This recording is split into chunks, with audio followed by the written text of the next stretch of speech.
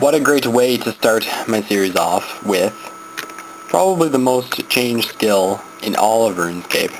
Prayer! Okay, so, and what a better way of doing it than killing some spiritual mages where you prayer whore like a bitch. Anyway, so, some of the changes that have been done compared to where I started off. Where I started off at with prayer is there was no Sharp Eye, no Mystic Will, none of those random Hawkeye, Eagle Eye thingers. No, of course, no Protect from Summoning. Basically what you were given is the Thick Skin, Burst of Strength, Clarity of Thought, that series, like the Defense, Strength, Attack, Protect from Magic, Protect from Missiles, and Protect from Melee. And that was it. So, a good portion of most people, and basically did not have over a skill level of 43 prayer, because they're like, okay, this is kind of pointless, why would I have more? As time progressed, we were able to get of course, which came after is the Piety and the Chivalry, which are great updates.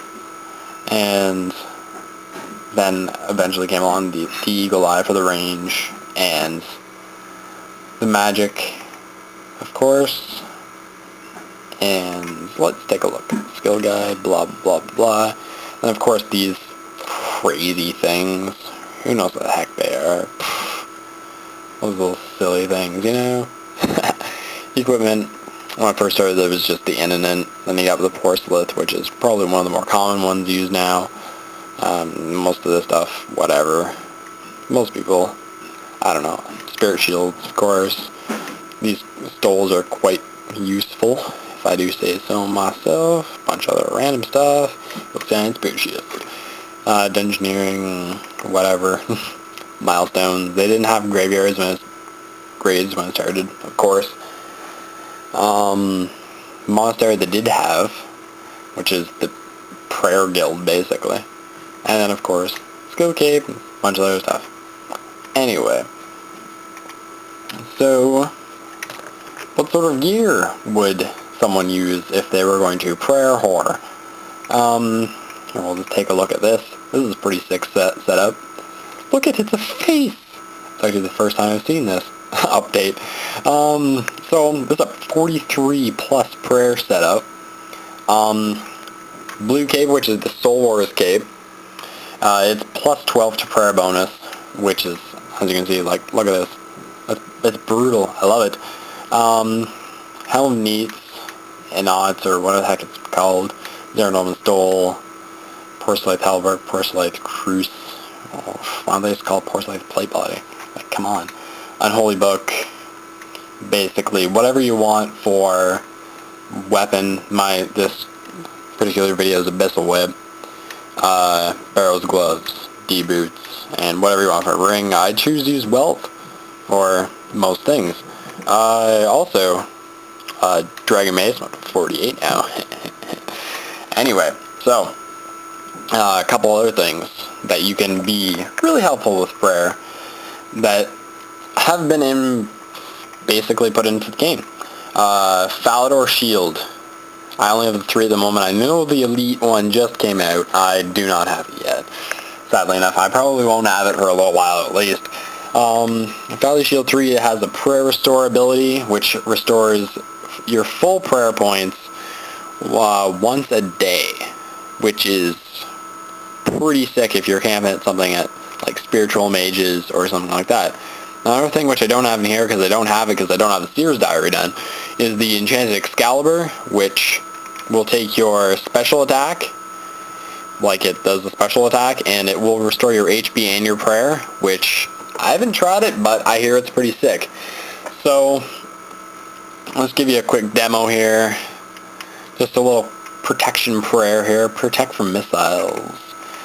I'm not potted or anything, of course. Well, at the moment. So you're gonna have to ignore all these zeros. I have no clue why there is so many zeros. I'm just a noob. But a little quick guide for Spear Mages here. What you're probably going to want to do is, of course, prayer whore And look for the ones like this one over here. You see it's attacking the Zamorak monster. Well, in this particular area. Oh, look, water runes. What you're going to do is probably want to look for the ones that are attacking them, so they won't attack you if they're attacking something else. Therefore, you're saving prayer. Oh, saving money. Few little extra things with prayer. Prayer potions. I don't know. Pretty much straightforward. They heal your prayer. Big whoop, right? Other things with prayer. When I first started, the most common method of training prayer was either A, burying a bunch of bones. So watch, I can even show you this right now. Burying a bunch of bones. See, he's not attacking me. Or taking a bunch of dragon bones and doing, I guess it's called the Ectothus? I'm not sure exactly what it's called. But yeah, it's essentially going to the Ectothus, grinding up all these bones. I know people who have done it till 99 prayer. And those poor children, it takes like a month longer, at least. Like, you could probably breeze through 1 to 99 prayer off D-bones in, I'd say, maybe a week, if you really played enough. But yeah, it's not overly, especially if you have your own house, too. Yeah, it's not overly, like, slow, fast. It's not, it's great XP. And is that kid attacking this kid? Yes, he is. Go kill him. So basically, the new methods of training prayer, of course, is the Gilded Altar, which I'm lucky enough to have one, where you basically use the bones of the altar, you click, right-click, you click select all, and they boomed them all. Oh, sit down. Ooh, air runes. And then you basically sit there and you get like 10k XP in prayer, you go back, you bank, do whatever. It's kind of cheap, in my opinion. Definitely not cheap on the wallet.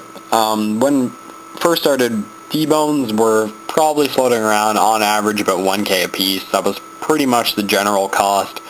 Most of the stuff back then was it was generally costed, like, most of it had, like, most people would, like, prices wouldn't fluctuate too much. They'd be pretty much standard for a lot of things, unless there was something happened.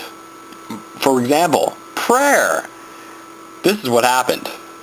These idiotic piety, idiotic crazy prayers, the ancient curses actually made D-bones go up about don't quote me for this, for about 2.5k each at the time compared to where they were. And I think it's idiotic. Like, I want to get prayer up. But yes, prayer. Fun skill. I've had 70 for quite a while. I think it was up to 78 before the curse update, so I've basically got it pretty cheap. The D-bones are about 222k XP per 1k, so I've probably pumped about 8k's worth, so give or take, like, probably, if you're going on current prices, probably pumped 40 mil into the skill, which disgusts me, honestly. If you go on, like, this is the comparison, right? Is that current prices will cost 40 mil. You go back in time, it would cost you 8 mil. That's how much of a difference it was. That's 32 mil difference. It's crazy. Crazy talk, boy. Of course, you know, lots of people, I'm surprised they haven't gone down, because every time I go check out these green dragons or whatever, it's always packed solid. And I don't understand it. So, yeah, that basically ends prayer.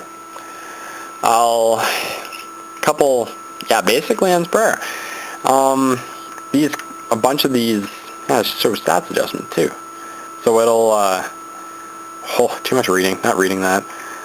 So all of these prayers will increase your defense, strength, attack, whatever. Yeah, protect your items, leech stuff, make you ridiculously overpowered. But yeah, prayer, good skill.